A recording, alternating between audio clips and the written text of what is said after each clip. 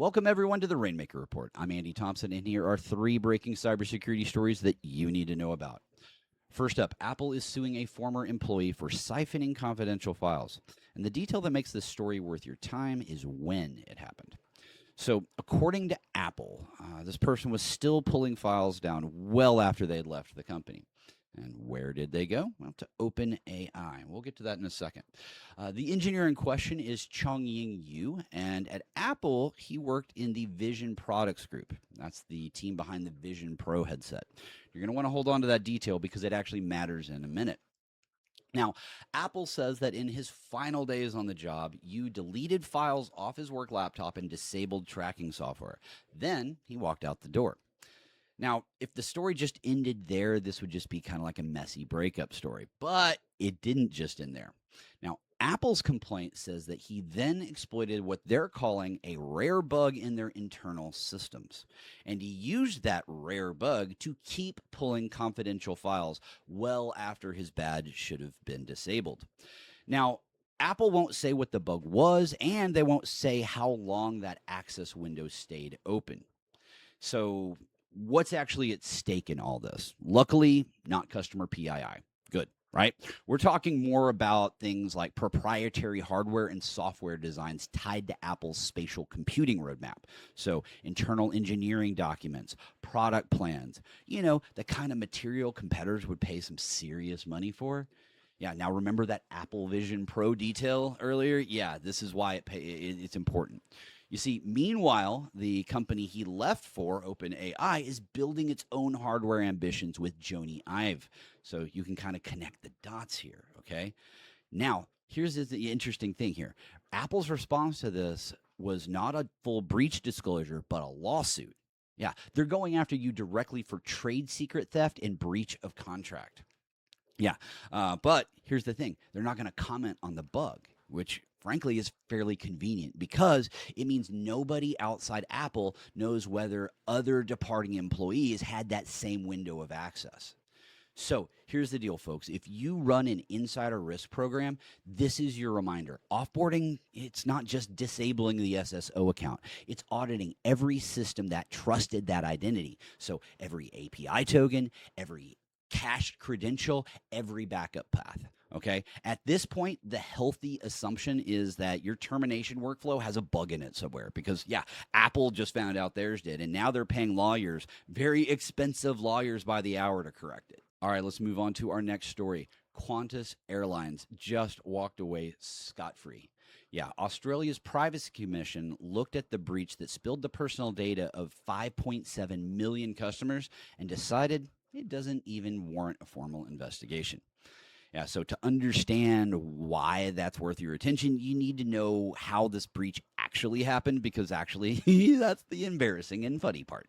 Yeah, back in 2025, attackers called Qantas's contact center posing as tech support or something close enough to it. In this situation, there was no 0 day. No exploit chain worth a conference talk. Yeah, it was just a phone call and a convincing voice. They were able to talk their way into access, pivot into third-party customer service platforms, and just started dumping data like crazy. It was just one call. That was the whole attack. So in this attack, what walked out the door? Names, email addresses, phone numbers, dates of birth, and frequent flyer numbers. Now, the commissioner's report says payment cards, passports, and account passwords stayed out of reach, and fine. I guess you could say it could have been worse. But don't get comfortable with that, okay?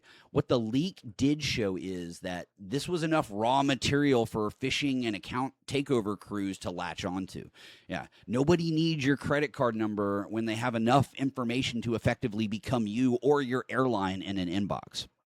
So, with that said, who all is affected here? As you would probably expect, yeah, most Qantas customers in Australia. But frequent flyer programs don't respect borders. So if you've ever booked with them, assume you're in the damage pile, okay? Which brings us back to the regulator, okay? The preliminary finding says that Qantas, well, overall, they didn't breach any privacy obligations. Yeah, the airline notified customers, worked with regulators, and then got the pass. I mean, yeah, one phone call, one vendor platform, 5.7 million records, and still no formal probe. Whether that math adds up to you, well, that's your call to make. So here's your part, okay? Because nobody else is handling it for you. Rotate your frequent flyer password today and turn on multi-factor if it's offered. Treat any email about bookings or your point balances as hostile until proven otherwise. Yeah, that data, well, it's in criminal hands now. And if you reuse that password anywhere else, you're going to need to change it too. Yeah, the phishing wave isn't a maybe, folks. It's already happening. It is fully in motion at this time. All right, let's move on to our last story of the day. A Welshman just got sent to prison for swatting attacks, and not one of the calls came from him. So Calum Dare, 26 out of Talbot Green, was an administrator on Doxbin, and a UK court just decided that running the platform and cheering on the attackers was enough to put him behind bars. And I'm not sure how I feel about this. So, anyways, how do you catch a prison sentence for calls you never made? Well, we start with what Doxbin actually is. Doxbin is a dark web site where users post their target's personal information, home addresses, phone numbers, family members, all of it. The point is harassment, and increasingly the point has become swatting. And if you're not familiar with swatting, it's when someone calls a fake emergency in to send an armed police response to a real person's home. People have literally died from this. It is a crime. It is not a prank. Now, Dare here, he wasn't the one dialing the phones, okay? He ran the infrastructure and moderated the community. And investigators say he actively participated in what they described as a deadnet channel, where swatting targets all got coordinated. Victims here were hit across the UK, US, and Canada.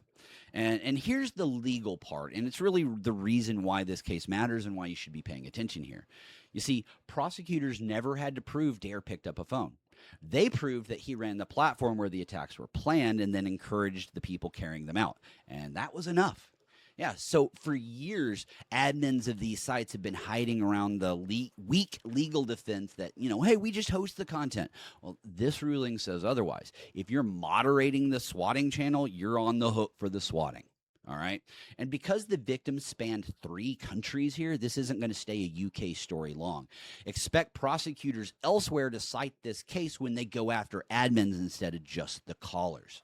Yeah, the legal theory used to be just that, a theory. Now we have a conviction attached. Now we have teeth. So here's your takeaway, okay? If you work in trust and safety, or you advise platforms in moderation liability, this is a case you're going to want to read in full, because let's face it, we just host the content. Yeah, that's dead, okay? Nobody's being grandfathered in here. All right, folks. Well, that's a lot for today. That about wraps up today's stories. This is Andy Thompson signing off.